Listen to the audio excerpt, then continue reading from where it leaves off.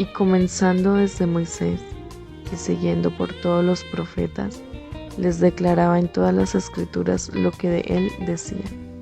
Lucas 24:27. Buenos días, hermanos. La palabra de Dios primordialmente nos habla del Señor Jesús. Los domingos de este octubre, mes de la Biblia, meditaremos en 4 asuntos muy importantes acerca de nuestro amado Salvador. En esta mañana nos corresponde la encarnación de Cristo. Estemos muy atentos a lo que Dios nos revelará en esta ocasión. También los invito a compartir esta palabra con las personas que amas. Algo muy especial que nos dice las Escrituras acerca del Señor Jesús es que Él traspasó los cielos. Él lo hizo como parte del plan de Dios para la bendición total del ser humano. El primer paso en esa transición o en ese recorrido de traspasar los cielos es la encarnación. Es nuestro tema en esta mañana. Vamos a orar. Amado Padre, en el nombre de Jesús, gracias Señor te damos por esta nueva oportunidad que nos das. Nos presentamos delante de ti, Señor, estamos dependiendo completamente de la guía de tu Espíritu. Guíanos, Señor, por tu Espíritu a toda la verdad. Enséñanos tu palabra. Gracias por las cosas que nos has enseñado, pero nuestro corazón está abierto y deseoso de conocer más. Queremos conocer más de ti, queremos estar más cerca de ti. Queremos mejorar nuestra comunión contigo. Gracias por todas las cosas que has hecho, por las que estás haciendo y por las que harás. Gracias por cada persona que está atendiendo esta palabra, Señor. Pido que reveles, Señor, tu palabra a cada persona, a cada corazón, que sea de gran bendición para todos. Ayúdanos, Señor, a entender tu palabra y a ponerla en práctica con perseverancia. Gracias, Señor, por todas las cosas. En el nombre de Jesús. Amén. Abramos nuestras Biblias primeramente en Juan capítulo 1. Y en Juan capítulo 1 vamos a mirar los versículos número 1 y 14. Juan capítulo 1, verso 1 dice: En el principio era el Verbo, y el Verbo era con Dios, y el Verbo era Dios. Hemos aprendido que ese Verbo es el Señor Jesús. Y acerca del Señor Jesús dice que era con Dios y que era Dios. Es muy importante tener presente que este Verbo era Dios. Ese Verbo es Dios mismo. ¿Qué nos dice acerca de ese Verbo que es Dios mismo? Allí mismo en el capítulo 1, en el verso 14 dice: Y aquel Verbo fue hecho carne. Esa expresión aquel nos da a entender que se trata del mismo del que ya viene hablando. Obviamente, allí en el versículo número 1. Dice el verso 14: Y aquel Verbo fue hecho carne y habitó entre nosotros, y vimos su gloria, gloria como el unigénito del Padre, lleno de gracia y de verdad. Esa es la manera como Dios se hace carne. Así nos muestra el relato, el Evangelio de Juan. El apóstol Juan nos muestra en el versículo 1 que ese Verbo era Dios, y en el verso 14 dice que ese Verbo, que era Dios, fue hecho carne y habitó entre nosotros. Dios mismo se viste de humanidad, se viste de carne, carne humana, habita entre nosotros, lleno de gracia y de verdad. Esa expresión, lleno de gracia y de verdad, implica que está cargado con toda la bendición que nosotros necesitamos. Pero hoy vamos a enfocarnos en la parte de la encarnación.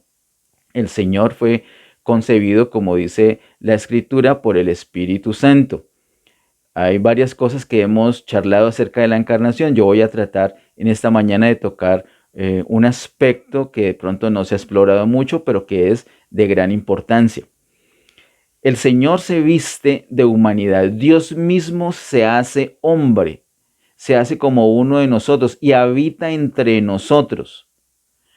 Lo básico, lo fundamental, lo poderoso de la encarnación es que Dios entra en el hombre. Voy a repetir esta expresión. Dios entra en el hombre. Eso es lo fundamental, lo esencial de la encarnación, que Dios entra en un ser humano. Es importante ver la relación que hay entre la encarnación y los otros pasos que el Señor dio en esa transición o en ese recorrido de traspasar los cielos. Lo primero es entonces que Dios se viste de carne, Dios se encarna, Dios entra en el hombre, en la humanidad. En 1 Timoteo capítulo 3, el apóstol Pablo nos dice con unas palabras muy claras, 1 Timoteo capítulo 3, verso 16, la primera parte del verso 16 dice: e indiscutiblemente grande es el misterio de la piedad. Dios fue manifestado en carne. Esa es la primera parte del misterio de la piedad. Dios fue manifestado en carne. Debemos tener claridad en esto. No es que el Señor Jesús descendió solito, el Hijo descendió solito para hacerse hombre, para hacerse carne, para entrar en el hombre o para encarnarse, y que el Padre y el Espíritu Santo se quedaron en su trono de gloria. No es así. ¿Cómo sí es? Como dice la palabra de Dios, como dice las Escrituras. Nosotros no podemos separar al Padre, al Hijo y al Espíritu Santo. Por más que sean distintos, ellos coexisten, ellos mantienen siempre juntos. Y en el momento de la encarnación nos dice el Evangelio de Juan que Dios se hace carne. El Verbo, que es Dios, se hace carne. Y el apóstol Pablo lo dice en sus palabras aquí en este verso 16 de 1 Timoteo 3, Dios fue manifestado en carne. Así que no solamente es el Hijo, sino Dios, Padre, Hijo y Espíritu Santo, vienen y entran al hombre, se encarnan. Dios se hace hombre, Dios es manifestado en carne. De eso se trata la encarnación. Estos dos pasajes que he compartido aquí nos muestra como el fundamento, como la base de la encarnación. Y aquí en adelante quiero que miremos unos aspectos muy especiales y particularmente uno que les he dicho del que no se ha explorado mucho.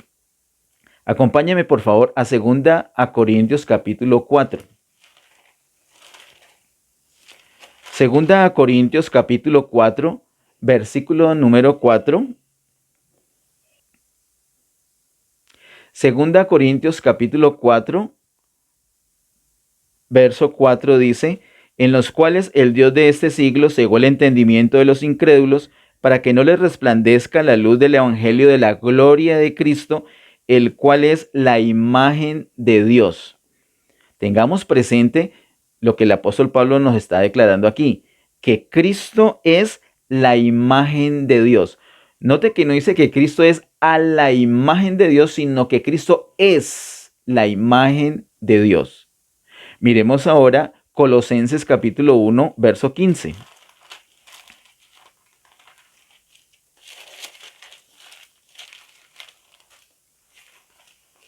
Colosenses capítulo 1, verso 15 dice, hablando del Señor Jesús, Él es la imagen del Dios invisible, el primogénito de toda la creación.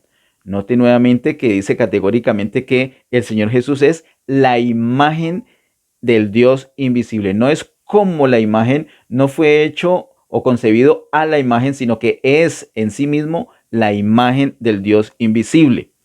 Miremos también, por favor, Hebreos capítulo 1, verso 3. Hebreos capítulo 1, verso 3 dice, el cual, está hablando del Señor Jesús, el cual siendo el resplandor de su gloria y la imagen misma de su sustancia, y quien sustenta todas las cosas con la palabra de su poder, habiendo efectuado la purificación de nuestros pecados, por medio de sí mismo se sentó a la diestra de la majestad en las alturas. Note que dice aquí, el cual siendo el resplandor de su gloria y la imagen misma de su sustancia. Hablando que el Señor Jesús es la imagen de la sustancia de Dios. Aquí mismo en Hebreos, pero en el capítulo siguiente, Hebreos capítulo 2, verso 17, dice, por lo cual debía ser en todo semejante a sus hermanos, para venir a ser misericordioso y fiel sumo sacerdote en lo que a Dios se refiere, para expiar los pecados del pueblo.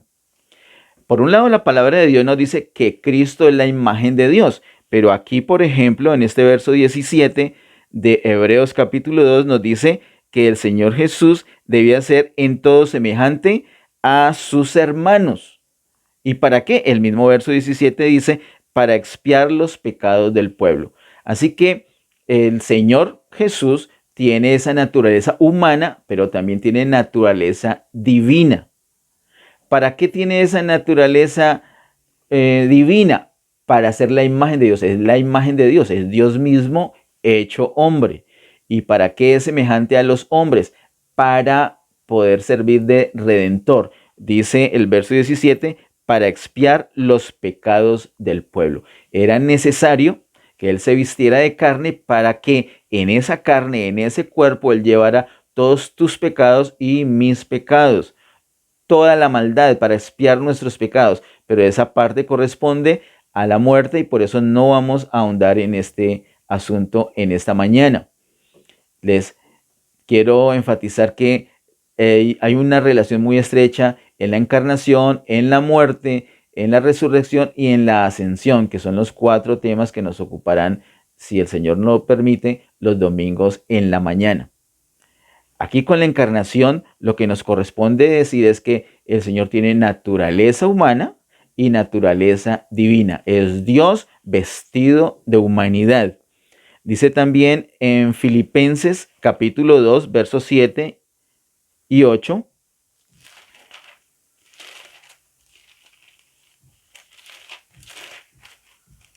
Filipenses capítulo 2, versos 7 y 8 dice, sino que se despojó a sí mismo, tomando forma de siervo, hecho semejante a los hombres.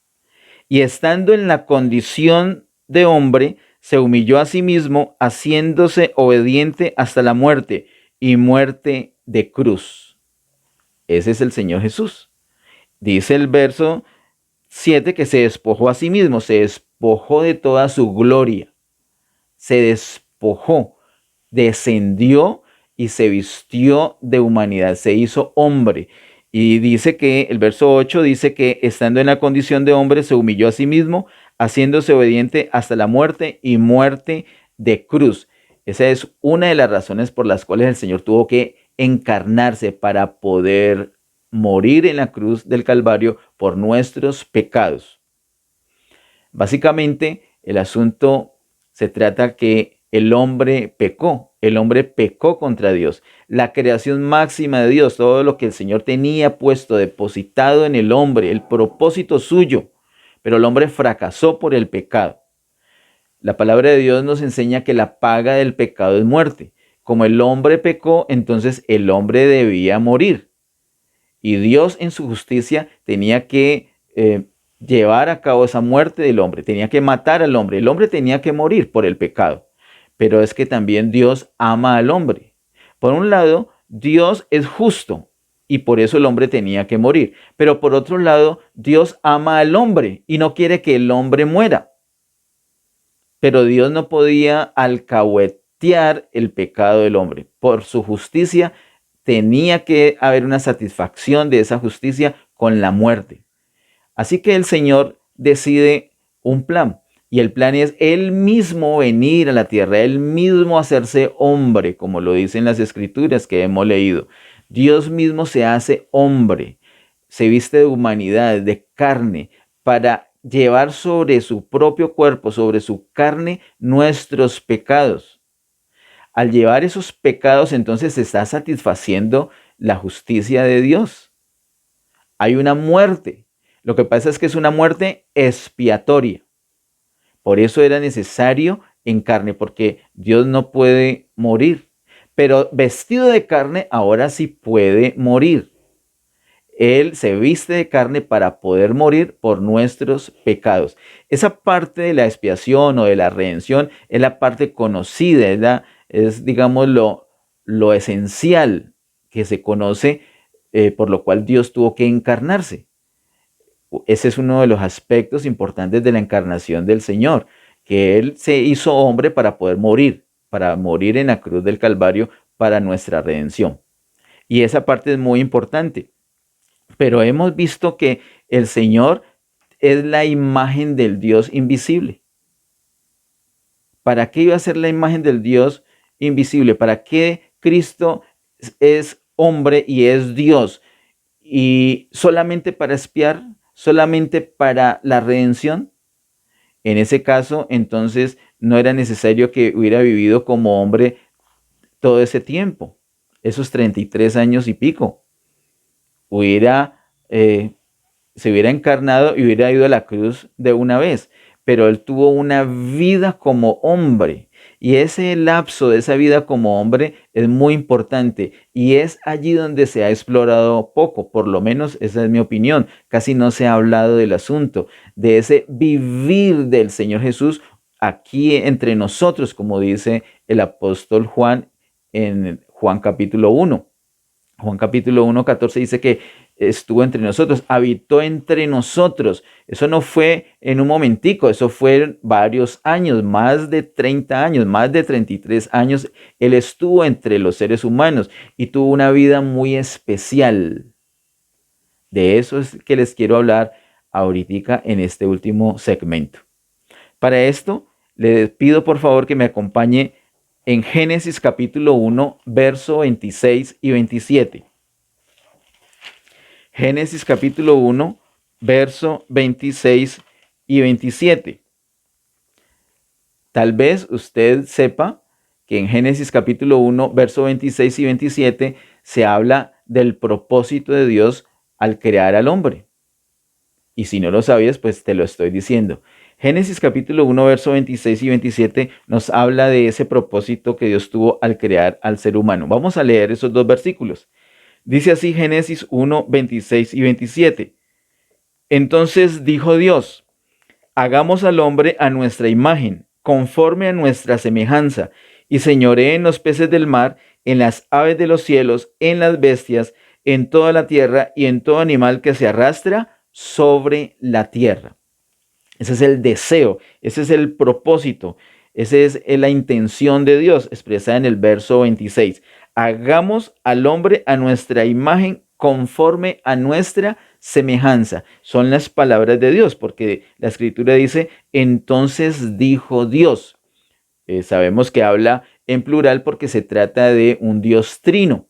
Hagamos al hombre a nuestra imagen, dice, a nuestra imagen conforme a nuestra semejanza. Hay una diferencia entre imagen y semejanza, solamente voy a mencionar un poco lo que he leído al respecto. Imagen tiene que ver con una esencia interna, mientras que la semejanza tiene que ver con una apariencia externa. El verso 27 dice, y creó Dios al hombre a su imagen, a imagen de Dios lo creó, varón y hembra los creó. Eso es lo que nos dice la escritura. El hombre fue creado, el énfasis en el verso 27 es que creó al hombre a su imagen, a imagen de Dios lo creó. Ese hombre fue creado a imagen de Dios, es decir, con la misma esencia de Dios. Y Dios, luego que lo crea, como dice el capítulo 1 de Génesis, lo ubica, y eso ya está en el capítulo 2, en un huerto, el huerto del Edén. Vamos a leer al respecto. Vamos a Génesis capítulo 2, versos 16 y 17. Dice Génesis 2, versos 16 y 17, y mandó Jehová Dios al hombre diciendo, de todo árbol del huerto podrás comer, mas del árbol de la ciencia del bien y del mal no comerás, porque el día que de él comieres, ciertamente morirás. Es una sentencia clara para el ser humano. Si el hombre come del árbol de la ciencia del bien y del mal, va a morir. Dios crea al hombre y lo pone, según el relato del capítulo 2, que usted lo puede mirar bien despacio, lo pone en un huerto, y en ese huerto del Edén, él pone muchos árboles, crea muchos árboles deliciosos para comer, deliciosos para la vista y buenos para comer. Dentro de tantos árboles, también pone allí frente al hombre el árbol de la vida y el árbol de la ciencia del bien y del mal, con la advertencia que no debería comer, no podía comer del árbol de la ciencia del bien y del mal porque iba a morir. Al decirle esto al hombre, al darle esta advertencia al hombre, el Señor estaba insinuando que comiera del árbol de la vida. Adán y Eva no solamente fracasaron por hacer cosas indebidas, sino que fracasaron también por no hacer las cosas correctas. Y ese principio es muy importante que lo tengamos en cuenta. Tú y yo podemos fracasar no solamente por hacer cosas incorrectas, sino por no hacer las cosas que sí son correctas. ¿Qué cosa correcta no hizo Adán y Eva? Comer del árbol de la vida. Ese árbol de la vida, como hemos estudiado en años anteriores, corresponde a la vida de Dios que está disponible para el hombre. Entonces vamos a unir las ideas del capítulo 1 y capítulo 2 de Génesis. Capítulo 1, Dios crea al hombre a su imagen, conforme a su semejanza. El énfasis del verso 27 del capítulo 1 es que Dios crea al hombre a su imagen. Y luego, capítulo 2, lo pone en el huerto del Edén y lo pone en medio de unos árboles y frente al árbol de la vida y el árbol de la ciencia del bien y del mal, con la advertencia que no puede comer de este segundo, pero le insinúa que coma del primero. El hombre debió comer de ese árbol de la vida. En el capítulo 1, el Señor hace a un hombre. Ese hombre es una vasija. El capítulo 9 de Romanos nos habla cómo el hombre es una vasija. El apóstol Pedro también coincide en mostrar que tanto el hombre como la mujer somos vasijas. Las vasijas son para contener algo. Aquí yo tengo un vaso con un líquido. Nosotros somos como esta vasija, es para contener algo. Siempre debemos contener algo. El ser humano siempre contiene algo. Si no contiene lo correcto, contiene lo incorrecto, pero una vasija no es útil siendo vacía. El principio de la vasija es que es llena de algo. Y Dios crea esa vasija en el capítulo 1 y luego en el capítulo 2 lo pone frente a algo que se debe llenar. Y el hombre se llena de lo incorrecto en vez de llenarse del árbol de la vida. Si el hombre come del árbol de la vida, entonces se hubiera llenado de la vida misma de Dios. Y quiero que miremos un poquito despacio el asunto, porque en el capítulo 3 de Génesis, versículo 6, leemos: y vio la mujer que el árbol era bueno para comer y que era agradable a los ojos y árbol codiciable para alcanzar la sabiduría, y tomó de su fruto y comió, y dio también a su marido, el cual comió así como ella. Así que el hombre fracasó aquí en Génesis capítulo 3. Fracasó en lo que Dios le había dicho. En el capítulo 1, versos 26 y 27 vemos que Dios crea al hombre a su imagen, conforme a su semejanza, para que señoree, para que gobierne, para que reine sobre la tierra. Pero no podía comer del árbol de la ciencia del bien y del mal. Y fue justamente lo que hizo. Al hacerlo entonces el hombre muere espiritualmente. La muerte espiritual es una separación que el hombre tiene de Dios. Entonces el hombre pierde la imagen de Dios, pierde la semejanza de Dios, pierde el gobierno de la tierra, pierde la comunión con Dios, finalmente es expulsado del huerto del Edén. Y viene esa carrera en declive de la humanidad por causa del pecado. El pecado entra en el ser humano y es el veneno que mata al hombre. Pero desde el mismo capítulo 3 de Génesis, Dios empieza un plan de restauración. Ya vamos a hablar sobre este asunto porque es lo crucial que les quiero mostrar en esta mañana acerca de la encarnación. Volviendo al capítulo 2, vemos esta vasija. Esta vasija tenía que contener algo y Dios lo pone frente a esos árboles y el hombre debió llenarse, el contenido debió ser el árbol de vida. Como el hombre fue hecho a imagen de Dios, entonces lo de Dios calzaba perfectamente en el hombre. Había una conectividad perfecta, una armonía perfecta porque eran la misma imagen. Todos los seres humanos, aun los que no creen en Dios, tienen unas virtudes muy especiales. Por ejemplo, el amor. Por ejemplo, el sentido de justicia. Por ejemplo, incluso el sentido de santidad. El sentido de esto es correcto, esto es incorrecto. Pero tomemos el ejemplo del amor. Una persona que no conoce a Dios puede amar. Eso lo hemos hablado, lo hemos discutido, lo hemos estudiado en años anteriores. Una persona que no cree en Dios, que no cree en Jesús como el Señor y Salvador, es una persona que puede amar. Lo que pasa es que su amor es imperfecto, porque es un amor netamente humano, pero ama, tiene amor. Esa es una virtud humana. La capacidad de amar es una virtud humana. Esa virtud humana fue propia de Adán, fue propia del hombre allí en el capítulo 1, porque fue hecho imagen de Dios. Pero ¿qué sucede en el capítulo 2? El hombre creado con esa virtud humana de amar debía llenarse de un contenido, esa vasija debió llenarse de la vida de Dios. Entonces, ¿qué sucedía? Esa virtud humana de amor se iba a llenar de ese atributo divino de Dios que es el amor y se iba a compenetrar de tal manera que iba a llegar a ser uno solo y el hombre podía amar con el amor de Dios. Hoy en día es toda una lucha, todo un esfuerzo, toda una consagración para que podamos amar con el amor de Dios. ¿A qué se debió eso? A lo que sucedió en el capítulo 3, al pecado.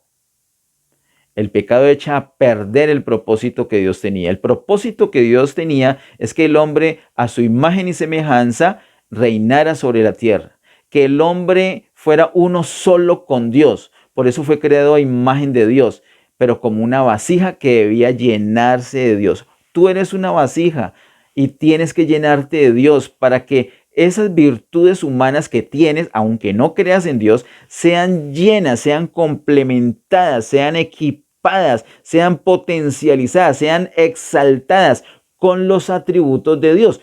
Tomando el ejemplo del amor, para que ese amor que tienes, que puede ser un amor puro, un amor verdadero, pero si es netamente humano, te digo, es temporal, es imperfecto, puede variar. Sin embargo, ese amor, esa virtud tuya del amor lleno del atributo de Dios, que es amor, entonces va a ser un amor perfecto. Y con ese amor es que debemos nosotros amar. Todas las virtudes del hombre llenas de los atributos de Dios hacen del hombre un hombre especial. El hombre que Dios desea. El hombre en el propósito de Dios. Ese hombre que en capítulo 1 de Génesis creó como una vasija y en el capítulo 2 Dios quería que se llenara de él, de su presencia. Pero como hemos visto en el capítulo 3, el hombre fracasó. El hombre no cumplió el propósito de Dios. Ese primer hombre fracasó. Y desde allí es que se marca la necesidad de que venga otro hombre, de que haya otro hombre. Pero Dios no creó otro hombre. En vez de crear otro hombre, lo que hace Dios es venir él mismo como hombre. Le pido por favor que me acompañe a 1 Corintios capítulo 15. 1 Corintios capítulo 15, verso 47. Dice 1 Corintios capítulo 15, verso 47. El primer hombre es de la tierra, terrenal. El segundo hombre, que es el Señor, es del cielo. Así que el Señor Jesús es, como dice 1 Corintios 15, 47, el segundo hombre. El primer hombre, ese terrenal, es Adán, el que fracasó. Esa vasija que no se llenó de Dios. Fracasó. Entonces, por eso es que nuestras virtudes humanas, por lindas que sean, son imperfectas. Tú has visto unas personas admirables, pero que en cualquier momento tienen unos fracasos terribles y hacen un daño impresionante a los demás. ¿A qué se debió esto? A su imperfección, porque todos somos así. Hay una debilidad como seres humanos. Somos unas vasijas frágiles. Esas vasijas requieren ser llenas de la presencia de Dios. Esas virtudes del hombre tienen que ser llenos de los atributos de Dios para que el hombre sea un hombre en el propósito de Dios. Un hombre que pueda amar, que pueda perdonar. Un hombre que viva en el propósito de Dios. Un hombre que sirva a Dios. Un hombre que busque primeramente el reino de Dios y su justicia. un hombre que sea bendición para todos los demás. Ese es el deseo de Dios. ¿Cómo es posible que ese hombre que es una vasija se llene de la presencia de Dios? Como Adán fracasó, ese primer hombre fracasó, entonces el Señor se encarna para ser el segundo hombre. Y como hemos visto en los pasajes anteriores de la segunda parte, Cristo es ese hombre que es imagen de Dios. Cuando nosotros vemos los evangelios y particularmente el evangelio de Lucas que nos habla del año agradable del Señor, del jubileo del Señor, yo tengo varios ejemplos acá, vemos en la parábola del buen samaritano, por ejemplo, el buen samaritano es movido a misericordia. Entonces, consideremos, ¿esa misericordia era de ese samaritano, de ese Jesús hombre, o era la misericordia de Dios? Difícil como decir, aquí era de Jesús hombre y aquí es de Dios. ¿Por qué tan difícil? Porque es una sola cosa. Y eso es lo que les quiero mostrar de la importancia de la encarnación. La encarnación del Señor Jesús no solamente fue importante para la redención, sino que la encarnación del Señor, la encarnación, Dios se hace carne también para restaurar al hombre, para que el hombre pueda volver al propósito de Dios, para elevar esas virtudes del hombre, para conseguir un hombre en el propósito de Dios, para que ese hombre ame con el amor de Dios. Cristo era ese hombre, un verdadero hombre y verdadero Dios. Esas virtudes humanas de Cristo están saturadas de los atributos de Dios. Así debemos ser tú y yo. ¿Cómo es posible eso? De otra manera no era posible porque el primer hombre fracasó, pero Jesús es el segundo hombre, un hombre perfecto, y Él restaura nuestras virtudes, tus virtudes y las mías. Las virtudes de la humanidad las restaura para que el hombre recobre el camino, para que el hombre recobre el propósito de Dios, para que el hombre recobre la imagen de Dios, para que sea nuevamente a semejanza de Dios y pueda servir al Señor, para que sea una bendición para todos los demás. Eso es lo que el Señor consigue con la encarnación, no solamente la parte de la redención, sino la restauración. Hay muchos otros ejemplos que hemos visto en el Evangelio de Lucas, cuando el Señor sana al leproso, por ejemplo, que lo toca. El Señor se mueve a misericordia. No era necesario que lo tocara, pero lo tocó. ¿Eso de quién fue la iniciativa? ¿De Jesús como hombre o como Dios? Uno solo. La moralidad es elevada en el hombre gracias al Señor Jesús. El Evangelio de Lucas nos muestra que el Salvador es un hombre. Nos muestra a Jesús como un hombre perfecto. Es nuestro modelo. Lucas nos muestra a Jesús como nuestro modelo. Tú y yo debemos ser como Él. ¿Cómo es posible? Sí es posible. ¿Qué debemos hacer? Debemos solamente creer en Él porque Él lo ha hecho absolutamente todo. Particularmente se ha encarnado. Se ha encarnado no solamente para llegar a la cruz a morir, sino que todo ese tiempo Él vivió, antes de su muerte, Él vivió como un verdadero hombre, mostrando cómo sus virtudes humanas eran saturadas de los atributos de Dios, y así pudo Él vivir. ¿Cómo es posible que nuestras virtudes humanas se saturen de los atributos de Dios? En una dependencia total del Espíritu Santo. Así como vivió el Señor Jesús, Él nos dio ese ejemplo. Ahora, ¿en qué momento lo hace posible para el ser humano? ¿En qué momento es que uno puede decir, ya puedo lograr eso? Cuando creemos en Jesús. Porque cuando creemos en Jesús, Él viene a vivir en nosotros. La encarnación es el primer paso de ese gran recorrido que el Señor hizo para traspasar los cielos. Vienen otros pasos que vamos a ver en los domingos siguientes. Este es el primero. Sin la encarnación, los atributos de Dios nunca hubieran podido saturar las virtudes humanas y nosotros nunca hubiéramos podido elevar nuestro nivel de vida, elevar nuestra moralidad, elevar esas virtudes compenetrándonos con los atributos de Dios para poder amar, para poder perdonar, para poder tener una vida que agrade al Señor. El Señor es el segundo hombre. ¿Y cuántos hombres hay? ¿Hay un tercer hombre? No, solamente hay dos hombres. En la humanidad solamente hay dos hombres, Adán y Cristo. ¿Y tú estás en Adán o tú estás en Cristo? Si tú estás en Adán, entonces estás con el hombre fracasado, con el hombre que perdió, con el hombre que no logró el propósito de Dios. Pero tú puedes cambiar de Adán a Cristo, al segundo hombre. Tú puedes tener esa naturaleza del segundo hombre. Ese segundo hombre puede vivir en ti. Y eso es lo que vamos a mirar con más detenimiento cada domingo, porque el próximo domingo, si el Señor lo permite, vamos a mirar esa parte de la muerte. ¿Por qué fue necesaria la muerte? Ya el Señor hizo lo primero, que fue la encarnación. Ahora va a morir. ¿Qué sucede con la muerte? También vamos a ver un aspecto que ha sido poco explorado, pero que seguramente va a ser de gran bendición para nosotros. Por el día de hoy, entonces, quiero terminar diciéndoles o recordándoles que el Señor Jesús se encarnó, que Dios, que Jesús, que es Dios, se hizo carne para, no solamente para morir en la cruz del Calvario, sino para tener una vida y elevar esa moralidad del hombre, para restaurar al hombre, para restaurar esas virtudes del hombre. Tú y yo podemos ser esos hombres restaurados. Tú y yo podemos ser esos hombres que podemos vivir en el propósito de Dios.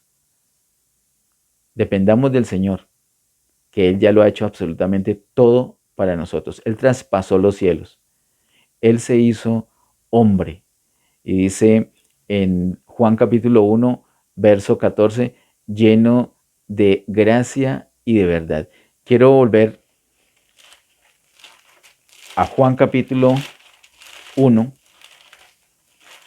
verso 14.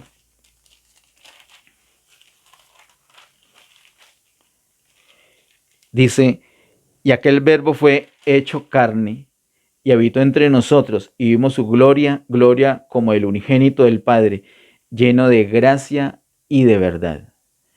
Ahí está la clave, lleno de gracia y de verdad.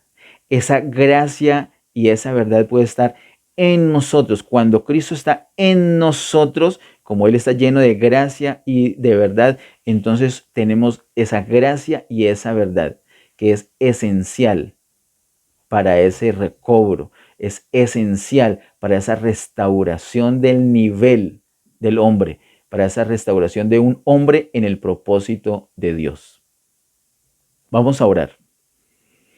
Amado Padre Celestial, en el nombre de Jesús, gracias Señor, te damos por todas las cosas, gracias por tu plan perfecto, gracias por este primer paso de la encarnación de Cristo, gracias Señor, te damos por esa obra perfecta, esa obra preciosa, no solamente esa encarnación para la redención, sino para mostrarnos una vida, para elevar nuestra vida, para compenetrar esas virtudes humanas nuestras con los atributos de Dios. Gracias porque Jesús es un verdadero Dios y un verdadero hombre. Gracias porque Jesús es la imagen de Dios, pero es semejanza del hombre. Gracias, Señor, por todas las cosas. Ayúdenos, Señor, a amar, a atesorar, a valorar la encarnación, a aprovechar que tú has restaurado, Señor, ese hombre en tu propósito. En el nombre de Jesús, gracias por todo, Rey. Amén. Que Dios les bendiga.